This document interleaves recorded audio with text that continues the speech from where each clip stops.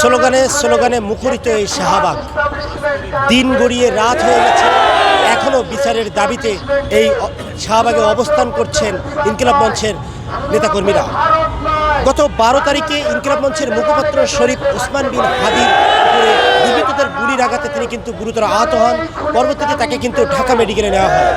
Dhaka medical থেকে তাকে স্থানান্তর করে এভারকেয়ার হসপিটালে নেওয়া হয় এবং তারপরে তাকে কিন্তু উন্নত চিকিৎসার জন্য সিঙ্গাপুরে পাঠানো হয়।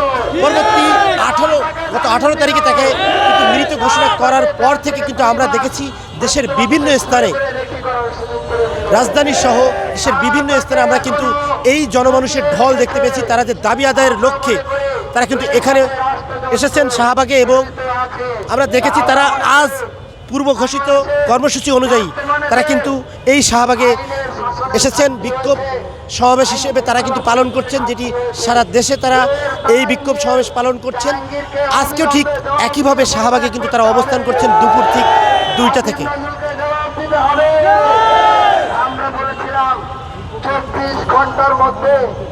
এবং সেই দুপুর থেকে অবস্থান করে তারা কিন্তু সন্ধ্যা পেরিয়ে এই রাত, তীব্র শীত এবং কুয়াশায় তাদেরকে কিন্তু বাধাগ্রস্ত করতে পারেনি। তারা কিন্তু সেই বাধা অতিক্রম করেই এখানে বসে আছেন এবং এখানে কিন্তু স্লোগান দিয়ে তারা কিন্তু জানান দিচ্ছেন ইনকিলাব মঞ্চের প্রতিনিধিরা যে তারা এখনও বিচারের দাবিতে সজাগ আছেন।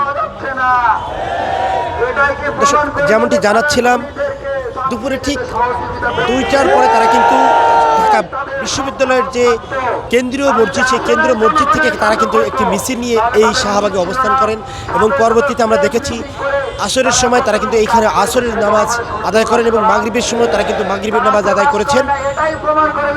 এবং আমরা যতটুকু জানতে পেরেছি তারা কিন্তু বলছেন দাবি আদায় করেই কিন্তু এই শাহবাগ তারা কিন্তু ছাড়বেন। যেমনটা এই ইনকিলাব মঞ্চের যে সদস্য সচিব তিনি কিন্তু জানিয়েছেন।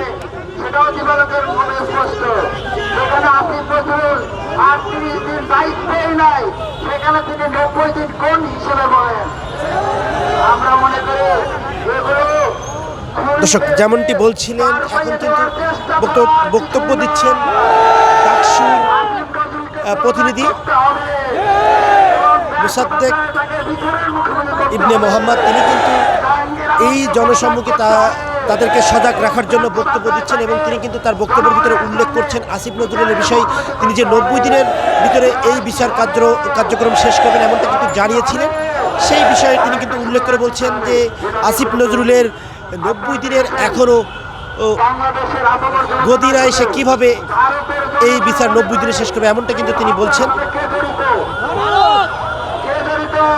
এবং আমরা কিন্তু এখানে দেখেছি শুধু যে পুরুষরা বা ছাত্ররা এসেছেন তা কিন্তু নয়, এখানে কিন্তু নারী এবং আমরা কিন্তু ছাত্রী তাদেরও কিন্তু অবস্থান দেখেছি সেই দুপুর থেকে।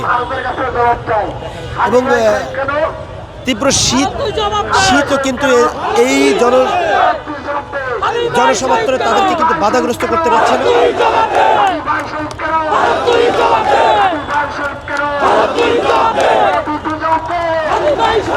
দর্শক, যেমনটি স্লোগান দিচ্ছিলেন, হাদি শহীদ কেন, ভারত তুই জবাব দে, হাদি শহীদ কেন, মোদি তুই জবাব দে, এমনটা স্লোগানে কিন্তু এই শাহবাগ মুখরিত হয়ে আছে।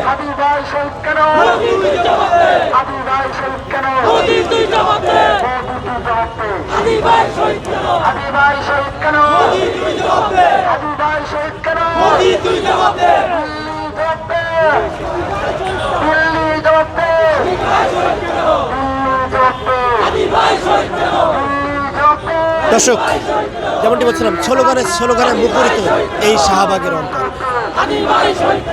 শাহবাগের এই ব্লগারকে কেন্দ্র করে কিন্তু আমরা জনদুর্ভোগ কিছুটা দেখতে পেয়েছি। বিশেষ করে শাহবাগের যে প্রবেশদ্বার আছেন, বিশেষ করে ঢাকা বিশ্ববিদ্যালয় থেকে যে প্রবেশদ্বার, সেখান থেকেও কিন্তু গাড়ি বন্ধ আছেন যেমনটা আমরা জানতে পেরেছি।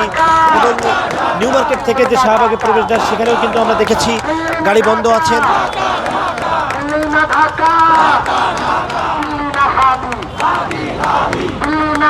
দর্শক, আমরা কিন্তু সকাল থেকে আমরা কিন্তু এখানে বেশ কিছু জনগণও দেখেছিলাম, বিশেষ করে যদিও কর্মসূচি 2টার পর থেকে দেওয়া থাকলেও আমরা কিন্তু সকাল থেকে দেশের বিভিন্ন স্থান থেকে মানুষের এখানে আনাগোনা দেখেছিলাম। তারা কিন্তু যে হাদির প্রতি একটা ভালোবাসা সেটি কিন্তু এখানে তারা প্রমাণ করেছেন এবং তারা কিন্তু এখানে এসেছেন এবং জানান দিয়েছেন যে তারা হাদিকে ভালোবাসেন, এমনটা কিন্তু জানান দিয়েছেন।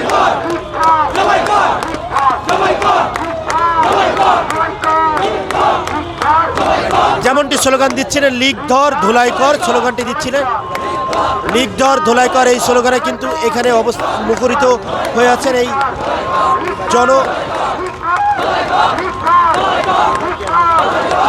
ছাত্র জনতা। তারা কিন্তু বারবার স্লোগান দিচ্ছেন লিগ ধর ধুলাই কর, এই স্লোগানে কিন্তু এই শাহবাগ মুখরিত।